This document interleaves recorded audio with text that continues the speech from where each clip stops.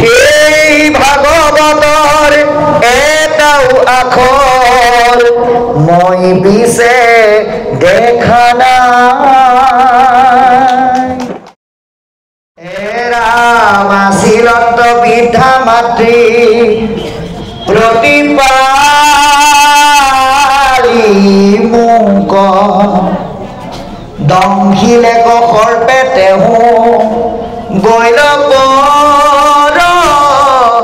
লোক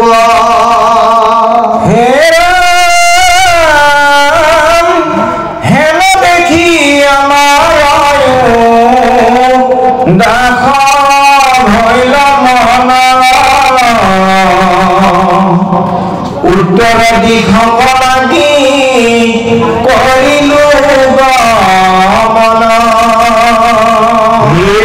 এৰাইলো নগৰ গ্ৰাম নদী নদ দেশ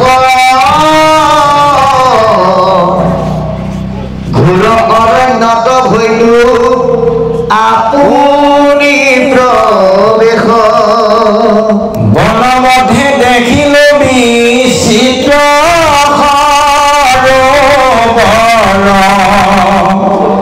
স্নান পান কৰি ভৈলো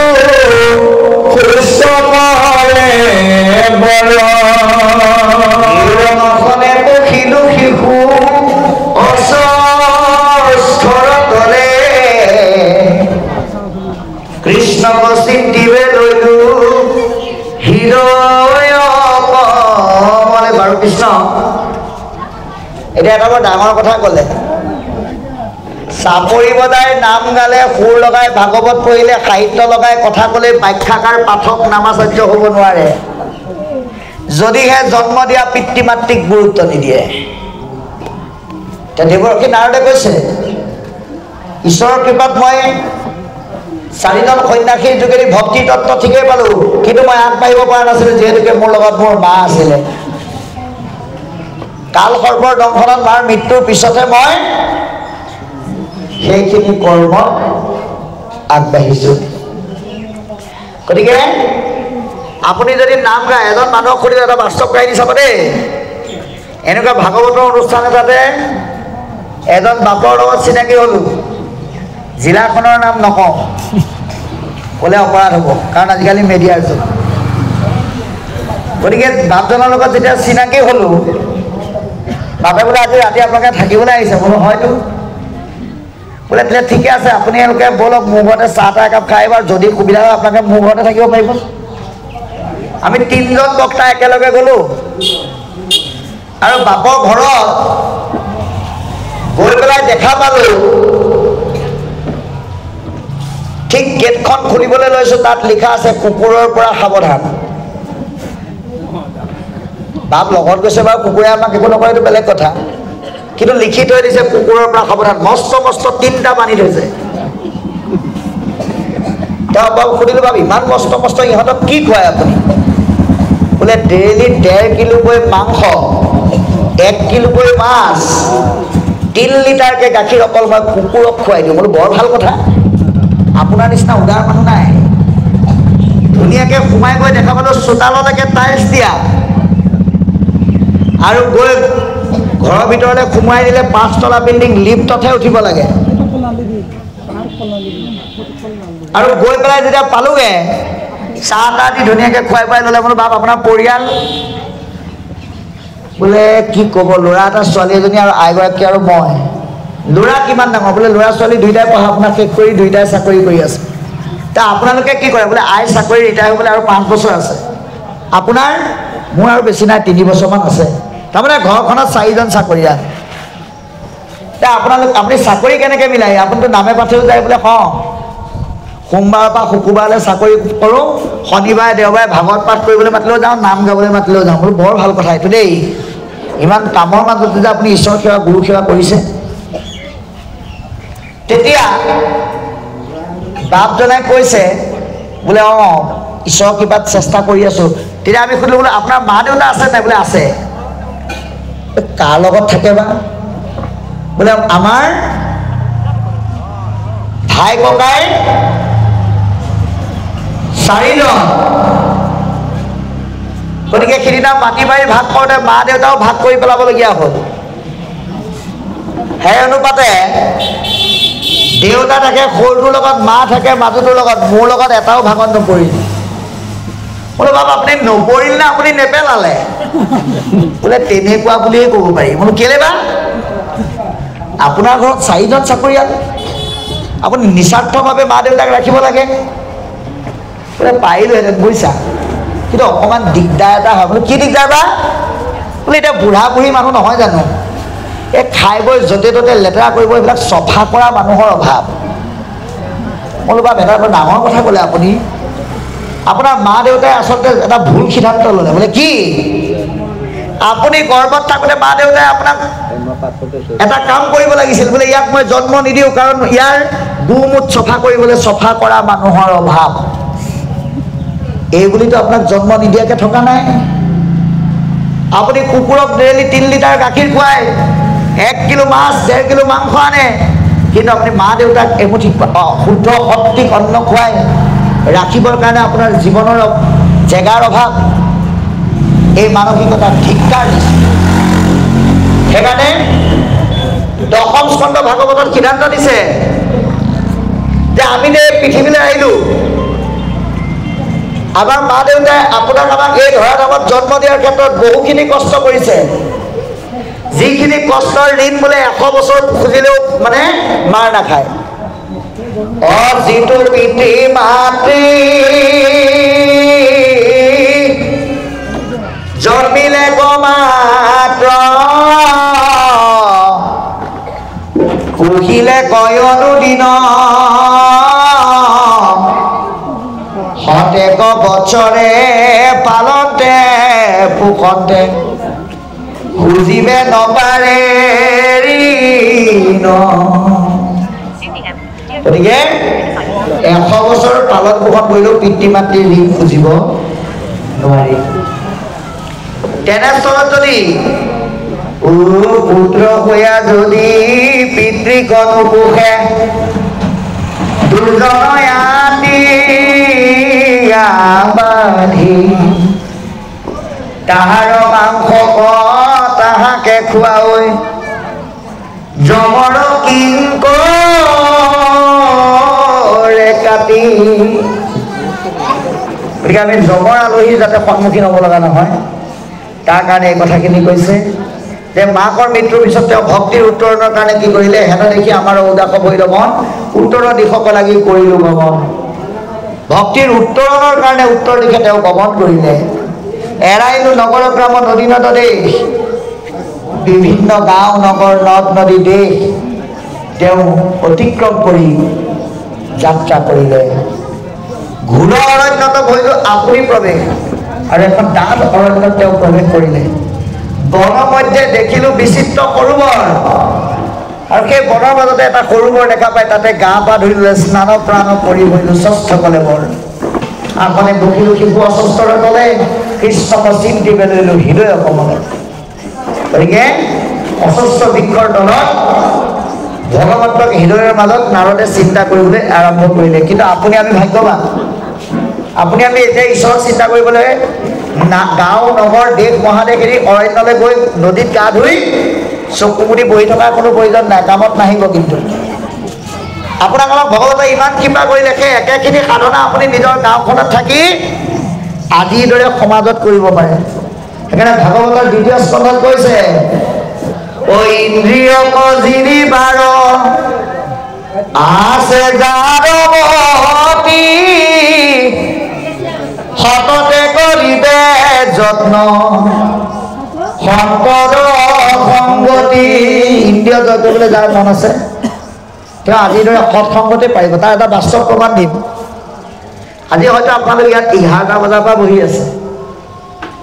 আদৰণি সমিতিয়ে যদি এনেই তলত বহুৱাই থৈ পেলাই, ভাগৱতো নহ'লহেঁতেন, নামো নহ'লহেঁতেন, কঁকালৰ বিষ, ভৰিৰ বিষ, গাঁঠিৰ বিষ, মূৰৰ বিষ, কাণৰ বিষ বুলি কোনোবা কেতিয়াবা সকলো উঠি নিজৰ ঘৰা ঘৰি হ'লহেঁতেন। কিন্তু ভাগৱতৰ যোগেদি নামৰ এটা এনেকুৱা সাংঘাতিক মহিমা দেখুৱাইছে, যাৰ কাৰণে এতিয়া 2টা বাজি 2 মিনিট গুচি গ'ল। 11টাৰ পৰা আপোনালোক বহি আছে, 12টা 1 2টা, অৰ্থাৎ 3 ঘণ্টা 2 মিনিট। আপোনালোকৰ কিন্তু কঁকালো বিষোৱা নাই, ভৰিও বিষোৱা নাই, আঁঠুও বিষোৱা নাই। গতিকে এইটো কাৰ কৃপা? নামৰ কৃপা। এয়া ভগৱন্তৰ কৃপা। আৰু আপুনি আমি যে নাৰদতকৈ ভাগ্যৱান, সেয়া শুদ্ধতাৰ প্ৰমাণ। গতিকে ঈশ্বৰক চিন্তা কৰাৰ পিছত কি হয় আমি পাঠৰ যোগেদি গম লওঁ। কৃষ্ণ কৃষ্ণ দেখিলো সাক্ষাতে মই ঈশ্বৰ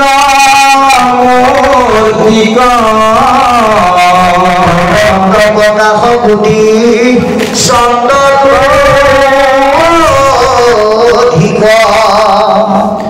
আনন্দ সিন্ধুত মন মজিল বুজিল মনৰ মূৰ মোহয়ংকাৰ কতক্ষণে প্ৰভু পাশে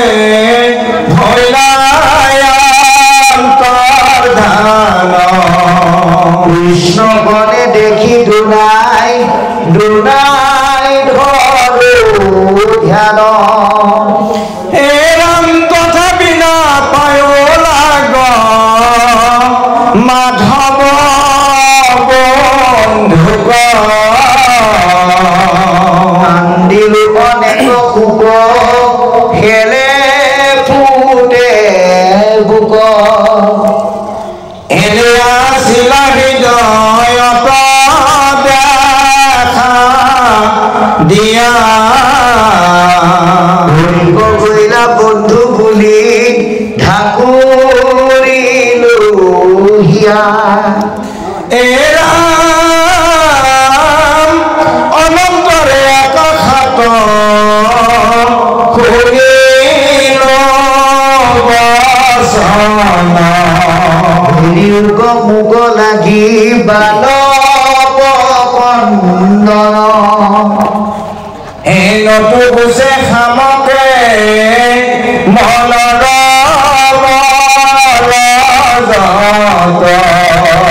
নাপাইবা আউর দেখা মুকই জন্মত তেজি আমি নিত রাখি পুত্র করে বড় পাইবি মোর বাড়ি খনি তনু শ্রেষ্ঠ তর হইবে নারদ নাম দীপর পধর পরিবি প্রবিত করি লোকদীর তর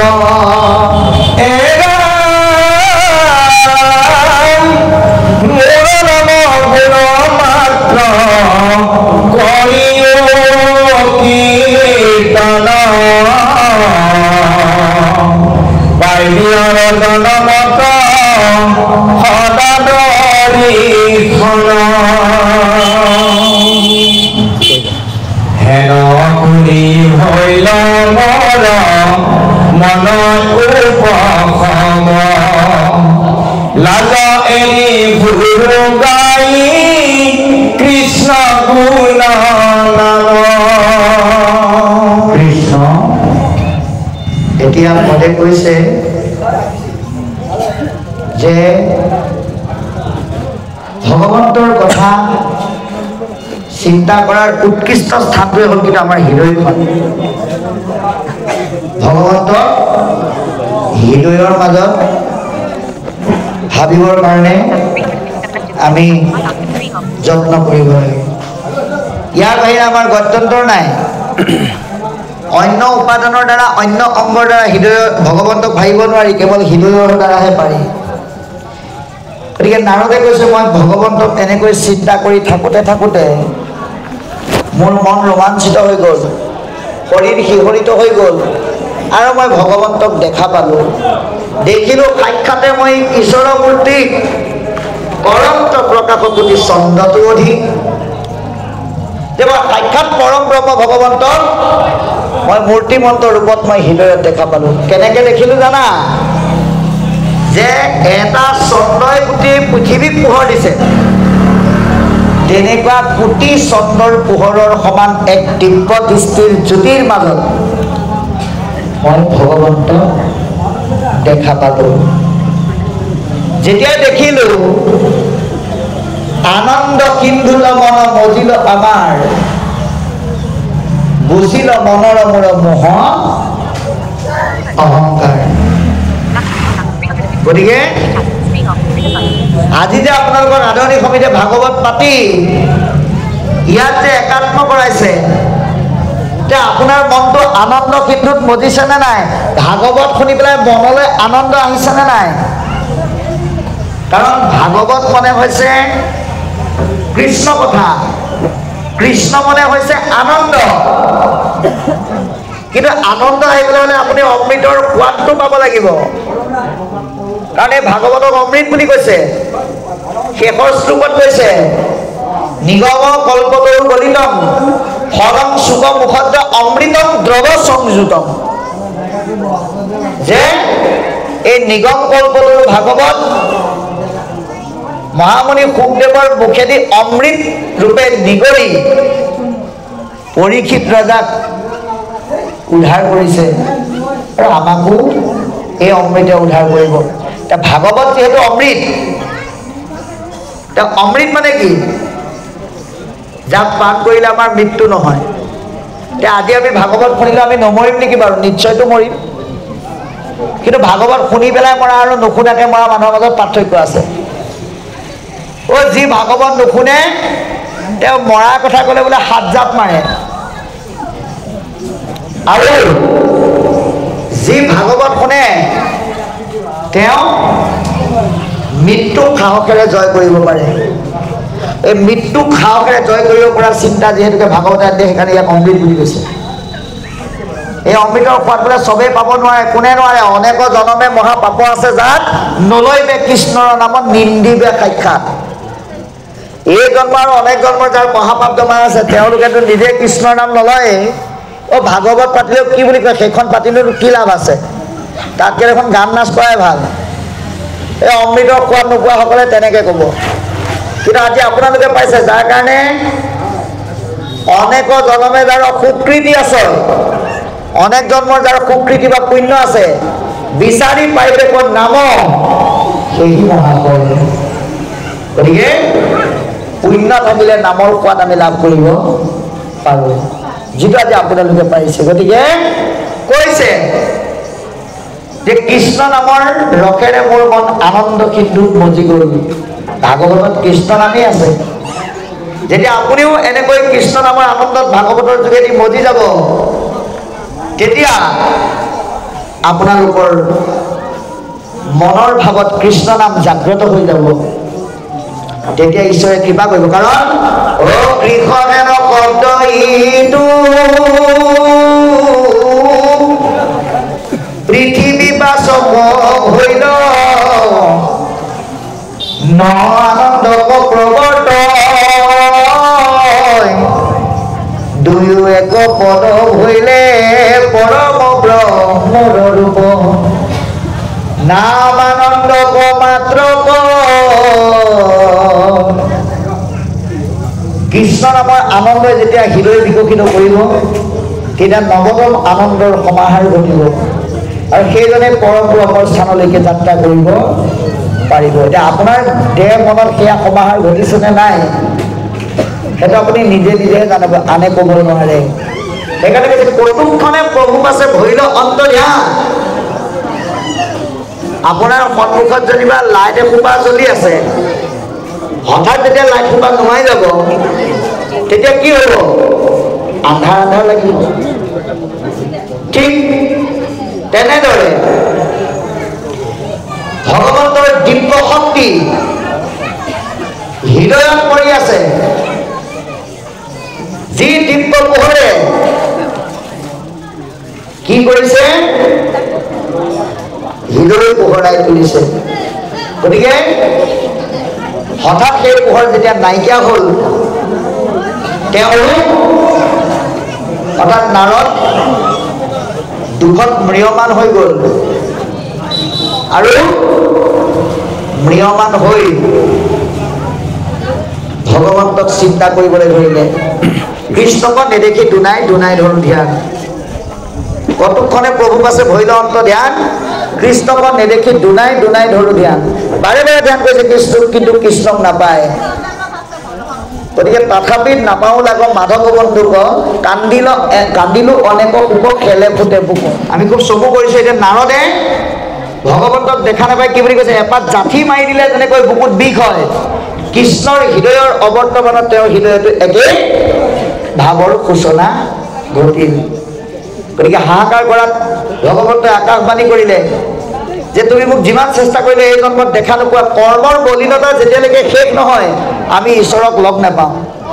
এইটো নাৰদক কৈ দিলে, এই জন্মত তুমি মোক আৰু কেতিয়াও দেখা নোপোৱা, কিন্তু পৰৱৰ্তী জন্মত তুমি মোৰ পাৰিষদীটো লাভ কৰি তুমি মোৰ শ্ৰেষ্ঠতনো পাই সমস্ত জগত পবিত্ৰ কৰি থাকিব পাৰিবা।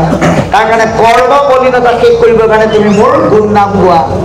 সেইকাৰণে তেওঁ কি কৰিলে, লাজ ভয় ঘিন এৰি ভগৱন্তৰ গুণনাম প্ৰকাশ কৰিবলৈ আৰম্ভ কৰিছে। গতিকে আমিও লাজ ভয় ঘিন এৰি ঈশ্বৰৰ নাম ল'বলৈ যত্ন কৰিব লাগে। ইয়াৰ পিছত কি কয় আমি চাম। কৃষ্ণৰ চৰিত্ৰময়ী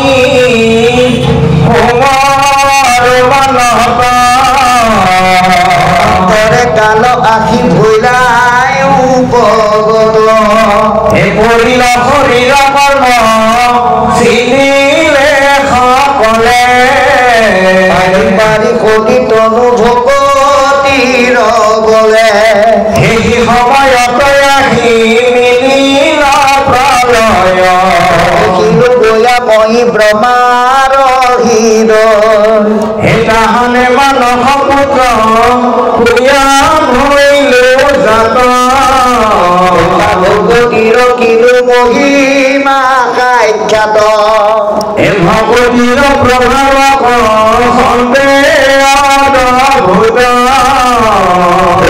অৱতাৰ মণি হৈয়া শিশুত, মহাহৰি প্ৰসাদে তৰিলো ঘোৰ মায়া, হেন জানি ব্যাস জগতকে কৰা দয়া,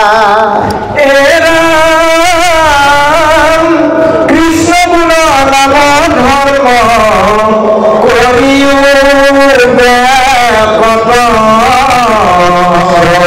কীৰ্তন কৰি তৰিলোক জগত, এহি বুলি ভৈলা মুনি স্বৰ্গত প্ৰৱেশ, শান্ত চিত্ত ভৈল পায়া উপদেশ, কৃষ্ণৰ মূৰ্তি কম আছে কৰি ধ্যান, হৃদয়ত কৃষ্ণ পদে শিলা বিদ্যমান, বাম পাশে মায়া দক্ষিণত ভক্তি যাক দেখি ব্যাসৰ ৰোমাঞ্চ ভৈল গাঁও, মায়াই বান্ধন্ত ভক্তি মাতিলে লাৱন্ত, তোমাৰ মই কষ্ট কৰি আশা ভগৱন্ত, বন্ধৰ মুখৰ হেতু দেখিবে খৰিখি, ভাগৱত শাস্ত্ৰ পাছে কৰিলা হৰিষি, পৰম ৰহস্য মহা ভকতিৰ পন্থ, লোকক পঢ়াইলা মহা ভাগৱত গ্ৰন্থা, প্ৰথম চন্দ্ৰৰ ছয় অধ্যায়ৰ কথা, গল দেশনাৰ বাদৰিটোৰ কথা, শুনা হবা সদ পদ মহাভাগৱত,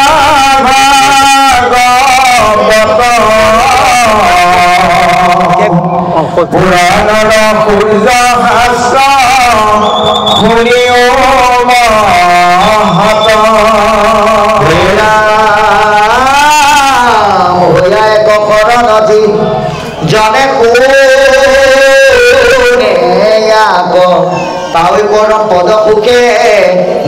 কৰি মায়াক হে বৈকুণ্ঠৰ শাস্ত্ৰয়ানী পৰময়োৎসুকে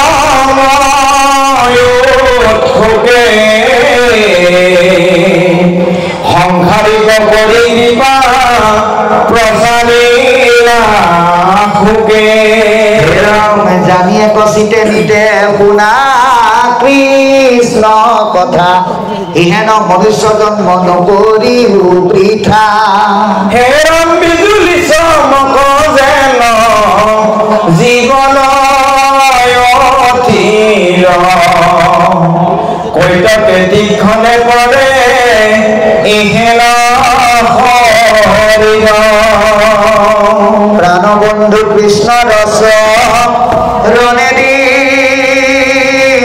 গাচিত কৃষ্ণ গুণ নামই হে পৰবিত এৰাম এজানি হৰি ভকতিত তেজি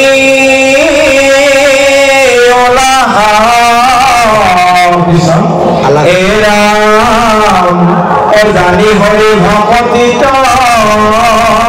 তেজি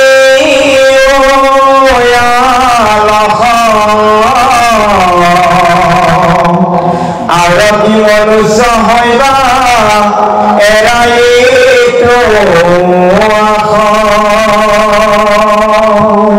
আমি আপোনালোকৰ মাজত মুখনি মাৰিব বিচাৰিছোঁ খুব চমুকৈ যে নাৰদে ব্যাসক বুজালে যে মোৰ পূৰ্বজন্মত এইটোৱেই হ'ল ভগৱন্তৰ কৃপাত মই লাজ ভয় ঘিণ এই তিনিটা বস্তু ত্যাগ কৰি ঈশ্বৰৰ নাম গাওঁতে গাওঁতে অনন্তৰে পৃথিৱীত প্ৰলয় হ'ল প্ৰলয়ত সমংখে ধ্বংস হ'ল মই ব্ৰহ্মাৰ মানৱ পুত্ৰৰূপে পাৰিষদিত লাভ কৰিলোঁ এয়া হ'ল ভকতিৰ প্ৰভাৱ গতিকে নাৰদে যদি ভকতিৰ প্ৰভাৱত পাৰিষদিতটো পাব পাৰে আপুনি আমি এই দুদিনীয়া জীৱনত লাজ ভয় ঘিণ এৰি ঈশ্বৰৰ নাম যদি সদা সৰ্বদা গাব পাৰোঁ তেতিয়াহ'লে সাগৰৰ পানী যেনেকৈ সাগৰতে বিলীন হৈ যায় ঈশ্বৰৰ পৰা অহা জীৱ ঈশ্বৰতে বিলীন হৈ যাব এই দৰ্শনটো আমাক প্ৰদান কৰিছে কিন্তু আমাক ভগৱন্তই পঠিয়াই তেওঁৰ নাম ল'বলৈ আমি মায়াত বজি পেলাই আকৌ তেওঁক পাহৰি অন্যান্য কৰ্ম কৰি থাকোঁ সেইকাৰণেহে আকৌ বিভিন্ন জন্ম ল'ব লাগে সেইকাৰণে ভকতিৰ মহিমাটো অতি আশ্চৰ্য বুলি কৈ নাৰদে অতি সুন্দৰকৈ ব্যাসক বুজাই তেওঁ নিজৰ স্থানলৈ গমন কৰিলে ব্যাসেও পৰম পুৰুষ ভগৱন্তৰ কৃপাত নাৰদৰ জ্ঞানৰ যোগেদি কৃষ্ণক চিন্তা কৰি হৃদয়ৰ মাজত ভগৱন্তক দেখা পালে বাওঁফালে মায়া দক্ষিণত ভক্তি মাতৃ আপোনাৰ আমাৰ ঠিক তেনেকৈ সেইকাৰণে এই চেৰেঙৰ বাওঁফালটো আমি ঢাকি লৈছোঁ এয়া হ'ল মায়াৰ প্ৰতীক গতিকে এই মায়াক আমি ৰুদ্ধ কৰিব লাগিব মুক্ত কৰিব নালাগিব সদায় মায়াৰ বিপৰীতে আমি যাত্ৰা কৰিব লাগিব ভক্তিৰ ফালে যোগাত্মক চিন্তাৰে বন্ধন মুখ্যৰ কাৰকটো মায়া আৰু ভক্তি বুলি জানি আনন্দ মনেৰে ব্যাসদেৱে ভাগৱত বিশ্লেষণ কৰি শুকদেৱক কোৱা এই কথাখিনি আমাক প্ৰকাশ কৰিলে আৰু উপদেশন কৈ গ'ল শুনা সভা সদপদ মহাভাগৱত হে সভাৰ লোকসকল তোমালোকে ভাগৱতৰ পদৰ কথাখিনি শুনিবা দেই কিয় পুৰাণৰ সূৰ্য শাস্ত্ৰ শুনিও মহত্ব সূৰ্যৰ পোহৰৰ অবিহনে জীৱন যেনেকৈ অসাৰ ভাগৱত হ'ল পুৰাণৰ সূৰ্য আধ্যাত্মিক চিন্তাৰ যোগেদি কৃষ্ণ সূৰ্যৰ পোহৰ দি হৃদয়খন পোহৰাই তোলে ভাগৱতে সেইকাৰণে ইয়াক পুৰাণৰ সূৰ্য বুলি কৈছে ইয়াৰ মহিমা আমাক শুনিবলৈ কৈছে কেনেকৈ ভৈয়া এক শৰণ যিজনে শুনে এক ঈশ্বৰত আশ্ৰয় গ্ৰহণ কৰি যি এই কথাখিনি শুনে তাৱৈ পৰম পদ সুখে নিশ্চৰি মায়া সেইজনে ভগৱন্তৰ কৃপাত পৰম পদ লাভ কৰে আৰু মায়াৰ পৰা উদ্ধাৰ হ'ব পাৰে জানি এক চিতে নিতে শুনা কৃষ্ণ কথা কাৰণ বৈকুণ্ঠৰ শাস্ত্ৰ অতি আগ্ৰহেৰে শুকদেৱে সাংসাৰিক লোকসকলৰ কাৰণে প্ৰচাৰ কৰিছে যাতে তেওঁলোকে উপকৃত হ'ব পাৰে সেইকাৰণে আমাক নিত্যভাৱে কৃষ্ণ কথা শুনিবলৈ কৈছে এক চিতে অন্য কথাত গুৰুত্ব নিদিয়াকৈ যিহেতু কৃষ্ণ আমাৰ প্ৰাণৰ বন্ধু তেওঁৰ চৰণত মনটো দি পেলাই তেওঁৰ কথা সৎসংগৰ যোগেদি শুনিলে ইহকালৰ শান্তি আৰু পৰকালৰ বিধ আমি লাভ কৰিম কাৰণ জীৱনৰেই কোনো মূল্য নাই বিজুলী চমক যেন জীৱন অধীৰ আমি বতৰ ডাঙৰ হ'লে বৰষুণ দিব বুলি গম পাওঁ, কিন্তু বিজুলী মাৰিলে পোহৰটো দেখিলেহে গম পাওঁ বিজুলী মাৰিছে বুলি, আগলৈকে গম নাপাওঁ। জীৱনটো তেনেকুৱা। ইয়াত বহি আছোঁ, অলপ পিছত কি হয় আমি কোনেও নাজানো। সেইকাৰণে আমাৰ সোণৰ পালেঙতেই মৰক বা হাবিতেই মৰক, সুস্থ অৱস্থাৰ পৰা যদি ঈশ্বৰৰ নাম লোৱাৰ অভ্যাস থাকে, সেই জীৱনটোৱে য'তেই নমৰিলেও কিন্তু গতি পাবই। জানি হৰি ভকতিত তেজিও এলাহ, ঈশ্বৰ ভক্তিত কেতিয়াও এলাহ কৰিব নালাগে। আৰু কি মনুষ্য কৰিবা এৰাই যোৱা। ভগৱন্তই কৃপা কৰি আপোনাক আমাক 3 বাৰ মানুহৰ জন্ম দিছে, আমি বা এইটো কেই নম্বৰ পাইছোঁ আমি কোনেও নাজানো। সেইকাৰণে হেলা ৰঙে এলাহ এৰি মুখেৰে ঈশ্বৰৰ নাম গাব লাগে। মই আমাৰ আদৰণি সমিতিৰ এজন উদ্যোক্তাৰ আহ্বান মৰ্মে এই বিষয়টো ভাগৱতৰ পদৰ লগত সংগতি ৰাখি টানি আনিছোঁ। তেখেতে কৈছে আপোনাৰ ইউটিউবত মই এই কথাটো শুনি খুব ভাল পাইছোঁ, অন্ততঃ মোৰ কাৰণে এই কথাটো ক'ব।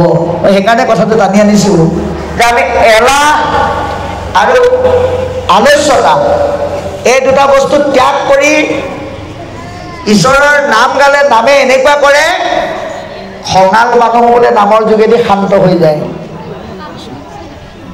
নামৰ যোগেদি খঙাল মানুহ শান্ত হৈ যায়। অন্য গান গালে কিন্তু গালি পাৰে, নাম গালে অতি উগ্ৰ মানুহজনেও প্ৰশংসা কৰে। এতিয়া ইয়াতে বোলে হৰি ভক্তিৰ কাৰণে এলাহ ত্যাগ কৰা, ভক্তি কৰিবৰ কাৰণে তুমি নাম লোৱা। গতিকে এই নাম এনেকুৱা এটা বস্তু যিয়ে নেকি খঙাল মানুহকো শান্ত কৰে। প্ৰমাণ এটা দিম, এখন ঘৰত 3 গৰাকী বোৱাৰী আছিল, পাল পাতি পাতি কাঁহী বাতি ধুৱে। গতিকে পাল পাতি পাতি যেতিয়া কাঁহী বাতি ধুইছে, তেতিয়া এই সৰুগৰাকীয়ে আকৌ আধুনিক গীত গাই বৰ ভাল পায়, অকণমান আন্দোলন চান্দোলন কৰা ছোৱালী। সেইকাৰণে তাই কাঁহী বাতি ধুই আছে আৰু গাই আছে, অসমাজি ৰসাতৰে গল অসমীয়া খুমাৰে বাংলাদেশী বিকৃত হৈ গল অসমীয়া আমাৰ এই ভাষা সংস্কৃতি। তেনেকুৱাতে শহুৰেকে কঠীয়া এভাৰ লৈ আহিছে, আহি পেলাই কৈছে, হেৰ' পথাৰত ৰোৱনীৰ ডিঙি শুকাল, এতিয়াও তই বিহুনামে গাই থাকিবিনে? লাহেকে বোৱাৰীয়ে মনে মনে থাকিল, কাঁহী বাতি লৈ ভিতৰলৈ গুচি গ'ল। এইবাৰ মানুহগৰাকীৰ পাল পৰিল, এওঁ আকৌ কাঁহী বাতি ধুই আছে আৰু কাৰোবাৰ ঘৰত তুলনি বিয়ালৈ মনত পৰিল, গাই আছে, গা ধুয়াই দে মাক সুধিলে ঐ ৰাম কি পাছ কলাব পাৰিহে। তেনেকুৱা এটা শহুৰে কাহিনী।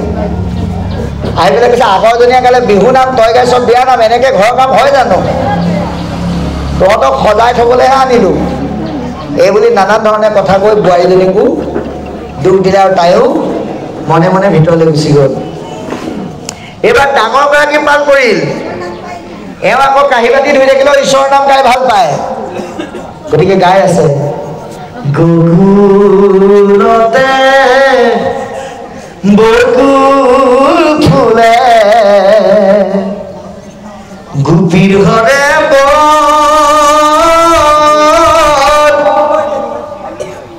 মধ্যৰাতি বৃন্দাবন কাৰাগম অতি চিকুণ কলম জুমি অতি চিকুণ পাত কৃষ্ণ গোসাঁই বংশী বজাই ৰাধাক লগাই মা। এইবাৰ আকৌ বুঢ়াই ভাতকেইটা খাই পেলাই তামোল এখন খাই শুইছিলে, গতিকে কৈছে, আই ইমান ধুনীয়া নাম, গাচোন গা, নেৰিবিচোন নেৰিবি। কিন্তু আগৰ গীতা গাওঁতে ধমকি দিলে, এইটো গাওঁতে কৈছে গাচোন গা, নেৰিবিচোন নেৰিবি। এইটোৱে হৈছে নামৰ মূল মহিমা। নামে খঙাল মানুহকো শান্ত কৰে। গতিকে কৃপালু বাবাই সমস্ত পৰৱৰ্তী পাঠৰ শাৰীটোলৈ যোৱাৰ আগতে আমি আপোনালোকক কওঁ, আমি আপোনালোকক সঁচাকৈ আপোনালোকৰ আহ্বান মৰ্মে আমাক আমন্ত্ৰণ কৰি আনিলে, আমাৰ বৈষ্ণৱ আবজনা সঘনাই যোগাযোগ কৰিলে, কি বিশ্বাসত কি আশাত আপোনালোকে আমাক মাতিছিল নাজানো। আমি কিন্তু আচলতে আপোনালোকে ভবাৰ দৰে কোনো ভাগৱতৰ বক্তা ব্যাখ্যাকাৰ আলোচক একোৱেই নহয়। হয়তো ক'ব লগাখিনিও থাকি গৈছে, নক'ব লগাখিনিও ওলাই গৈছে। আজি যে বাপৰ লগত একেলগে ভাগৱত আমি পাঠ কৰিছোঁ, এয়াতো আমাৰ নিজৰ শক্তি নাই, আপোনালোকে ইমানেই আশীৰ্বাদ দিছে যাৰ কাৰণে কেইটামান অধ্যায় অকণমান মুখস্থ কৰিছোঁ। গতিকে যোৱাৰ পৰত সৰ্ব অপৰাধৰ মৰিখনৰ অৰ্থে প্ৰাৰ্থনা জনাই এটাই কওঁ,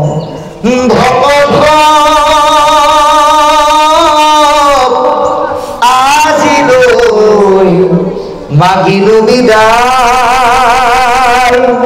জীয়াই থাকো যদি আকৌ পুনৰ ইয়ালৈ আহিম দুনাই, আপোনালোকৰ এই পবিত্ৰ ভকতিয়ে আমাক আনিব উভতাই, মাছে যাবৰ বৰতেই মহাভাগৱত সাক্ষী ৰাখি এটি কথা কওঁ পুনৰাই,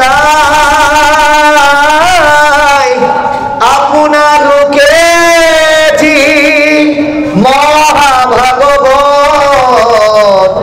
দুচকুৰে পঢ়ে চাই চাই, সেই ভাগৱতৰ এটাও আখৰ মই পিছে দেখা নাই, সেই ভাগৱতৰ এটাও আখৰ মই পিছে দেখা নাই।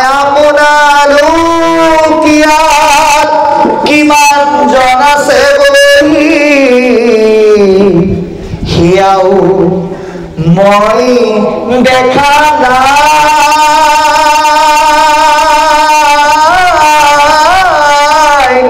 আজিলৈ মাগিলো বিদায়, ৰাম সতৰে গলত বান্ধা মাধৱ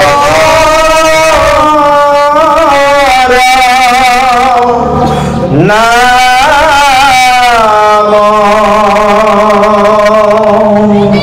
কৃষ্ণ কিঙ্কৰে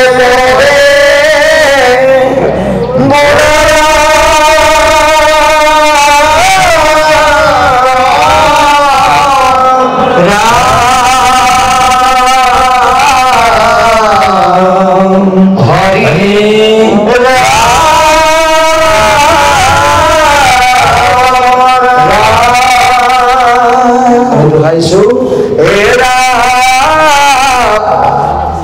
জানি হৰি ভগতিত তেদিও আলাখ আউৰ মনুষ্য হইবা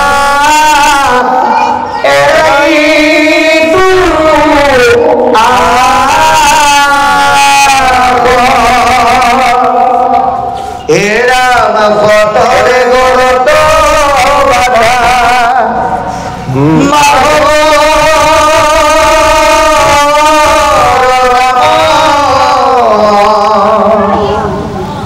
কৃষ্ণ কিঙ্কৰে কহে